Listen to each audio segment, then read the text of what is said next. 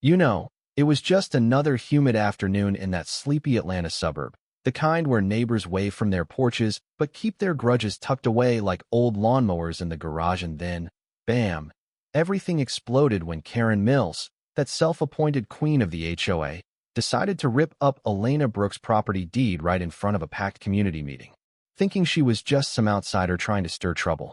Elena stood there, calm as a summer lake, her dark curls framing a face that looked tired from the drive over. But Karen with her perfectly coiffed bob and that perpetual scowl, saw her as a threat, someone who didn't fit the neighborhood's vibe, you know, the code for all those unspoken biases bubbling under the surface. It started simple, Elena handing over her documents to challenge a ridiculous fine on her aunt's house. But Karen snatched them, eyes narrowing like she'd caught a thief, and snarled, "Who do you think you are, waltzing in here with this? We don't need your kind pushing rules we didn't ask for." The room went dead quiet, folks shifting in their folding chairs, phones already sneaking out because, let's face it, drama like this spreads faster than kudzu in Georgia. Elena didn't flinch, just said evenly, "That's not procedure, ma'am, and I'll need those back intact." But Karen, fueled by that mix of entitlement and maybe a dash of jealousy over Elena's poise, held the papers high like a trophy and tore them clean in half, the rip echoing like a slap, declaring, "Because I can," and around here, I decide who belongs.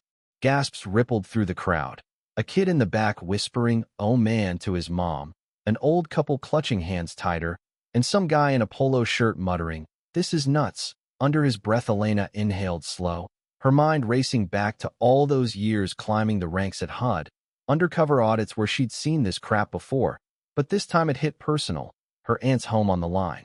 Tangled in HOA red tape that smelled like straight-up discrimination against folks who looked like her. She could have yelled, could have stormed out, but nah. Elena pulled out her phone, dialed quiet-like, and spoke those words that changed everything. "Initiate neighborhood compliance review," code red, adding the address. Her eyes locked on Karen's smug grin. And just like that, the tide turned. Karen laughed it off at first, brittle and forced. "Who are you calling? Your imaginary boss?" But Elena didn't bite, just turned to the HOA secretary fumbling nearby, and said, "Secure the footage from those security cams. Chain of custody starts now." Her voice steady, authoritative, like she'd done this 100 times. Whispers started buzzing. "She sounds official." And sure enough, within minutes, Elena flipped open her wallet, that gold HUD badge gleaming under the fluorescent lights. Dr. Elena Brooks, Senior Inspector for Fair Housing Enforcement, on a covert op to sniff out bias in these gated communities that played favorites. The room erupted, phones flashing, a teenager live-streaming the whole thing to TikTok where it blew up. Millions of views pouring in with comments like, "That's a felony, right?" And her calm as chef's kiss. Karen went pale, clutching the torn scraps, stammering, "I didn't know." But Elena shot back sharp. "You didn't care, and now your whole board answers for it."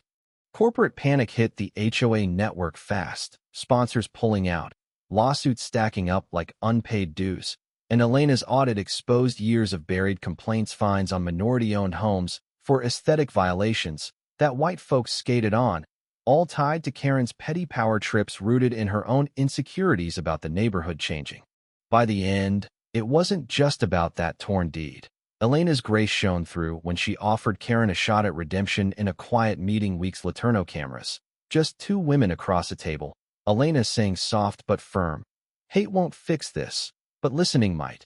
Pushing a program for bias training where Karen had to sit with stories from families she'd wronged, tears flowing as walls cracked.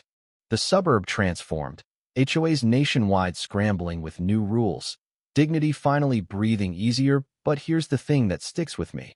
Was it enough? Or do we need more than audits to root out that deep-seated mess? What do you think? Have you seen this in your neighborhood? That quiet bias hiding behind rules? Drop a comment, share your story.